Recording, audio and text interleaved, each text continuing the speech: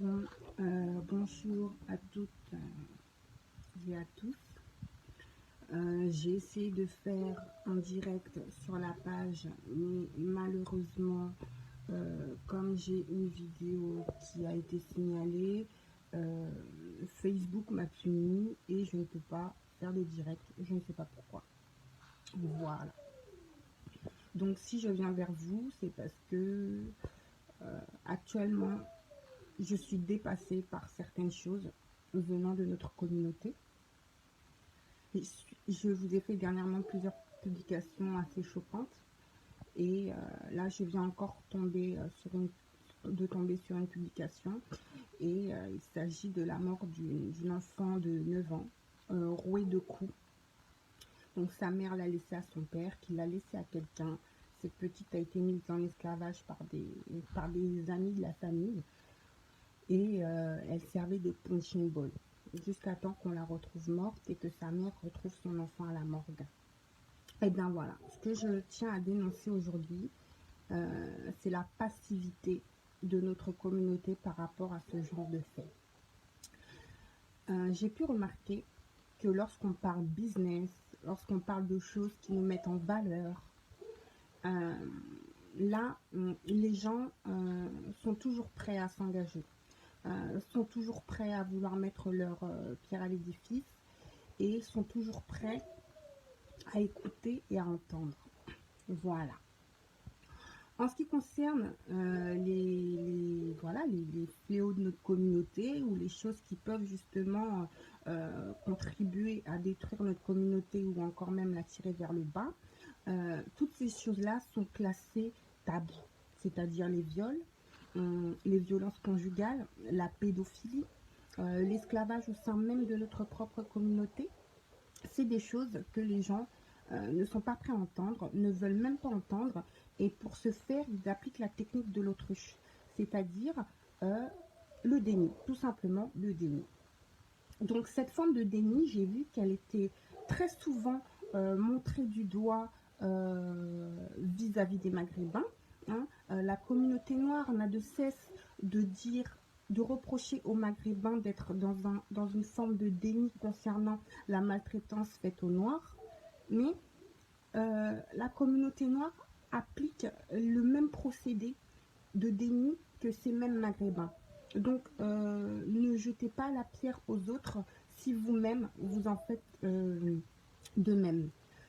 J'ai pu le remarquer aussi parce que lorsque je parle de ces sujets qui me touchent profondément, eh bien, lorsque je demande, les gens sont souvent là, ça met des émoticônes pleurs, ça dit que c'est triste et tout.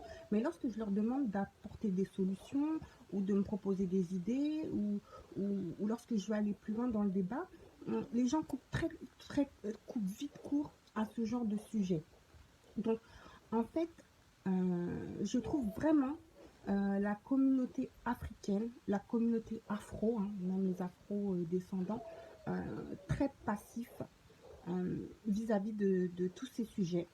Parce que lorsqu'il s'agit de mettre en action des choses pour pouvoir justement faire évoluer ce type de comportement, pour pouvoir protéger ceux qui sont les adultes de demain, ou pour pouvoir protéger ceux qui sont victimes tout simplement, eh bien là, on entre vraiment dans une forme de passivité. Ça se limite à des likes, à des émoticônes pleurs, comme si ça allait faire avancer quelque chose. Voilà.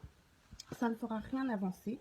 Donc, il y a un moment donné, vous ne pouvez pas dire au voisin de nettoyer chez lui et de regarder la saleté chez lui si vous-même, vous n'êtes pas prêt à regarder la saleté qu'il y a chez vous. D'accord? Si vous-même, vous n'êtes pas prêt à nettoyer chez vous. Et c'est pas comme ça qu'on avancera.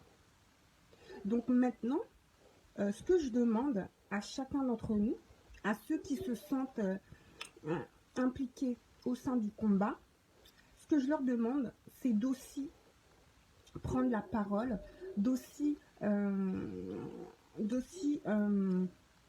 dénoncer et essayer de proposer des idées ou des choses pour protéger, les membres de notre communauté des différentes formes de violence auxquelles ils peuvent être soumis. Voilà. Parce que ce combat, il ne se fera pas sans qu'on regarde vers nous-mêmes. Voilà. Je vous le répète encore une fois, on ne peut pas dénoncer les autres, on ne peut pas dénoncer les comportements des autres vis-à-vis de nous si les dérives qu'il y a chez nous sont passées sous silence et sont déniées. C'est pas possible. Donc voilà, maintenant à vous de savoir ce que vous voulez réellement. Si vous voulez vraiment la renaissance africaine, si vous voulez vraiment qu'on retrouve notre continent, qu'on se retrouve dans ce que nous étions à l'origine, il va falloir aussi se débarrasser de tout ce qui fait défaut au sein de notre propre communauté. Donc maintenant, je vous demande de regarder vers vous et de vous demander ce que vous voulez vraiment. Est-ce que vous ne voulez pas? Est-ce que vous ne voulez plus? Et à un moment donné, c'est une question de courage. D'accord?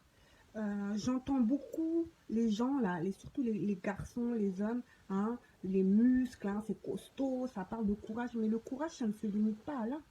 Le courage, c'est d'oser dire ce que les autres ne veulent pas entendre. Le courage, c'est aussi d'oser poser le doigt sur ce qui fait mal. Tout simplement. Voilà. Certains ont honte que nos défauts soient exposés aux yeux des autres. Mais c'est pas en ayant honte ou en voulant cacher ça que ça va s'améliorer. Certains diront, oui, le linge sale se lave en famille. Mais excusez-moi, quand ce linge sale est ignoré ou que limite on le cache sous le lit parce qu'on ne veut pas voir la saleté de ce linge, c'est pas comme ça qu'on va faire avancer les choses. Donc maintenant, posez-vous les bonnes questions. Qu'est-ce que vous voulez? Qu'est-ce que vous voulez pour notre futur? Qu'est-ce que vous voulez pour le futur de nos enfants et de notre communauté? Qu'est-ce qui vous intéresse en fait dans ce combat? Simplement une remontée économique? Simplement une remontada, quoi. Économique, financière. Il y a un moment donné, il faut changer les mentalités. Parce que je vais finir et je vais conclure là-dessus. L'Afrique, aujourd'hui, est à l'image de la mentalité des Africains. Donc, tant qu'on ne va pas soigner ce qu'il y a, le mental des Africains, tant qu'on ne va pas soigner ce qui nous fait défaut au sein même de notre propre communauté, n'espérez même pas un quelconque changement au sein de notre communauté. N'espérez même pas un quelconque respect venant des autres communautés vis-à-vis de nous. Parce qu'il y a un moment donné aussi, il faut savoir se regarder dans la glace. Et tant que l'Africain et que la communauté afro ne sera pas capable de se regarder dans la glace, il n'y a rien qui va changer. Voilà. Donc je vais m'arrêter ici. Je vous souhaite un excellent dimanche, un très bon week-end. Et pour les gens qui signalent mes vidéos, hein, vous n'allez pas me faire taire. Je vais continuer à parler, que ça vous déplaise ou non. Je n'ai pas pu faire ce direct, mais vous voyez, j'ai quand même trouvé une solution pour m'enregistrer. Hein. Voilà, ce sera en redifféré, mais c'est pas grave. Donc voilà, comme je vous le disais, excellent dimanche, excellente semaine. Et on se dit à bientôt parce que je reviendrai prochainement vers vous pour parler d'autres sujets, pour lancer d'autres débats. Voilà.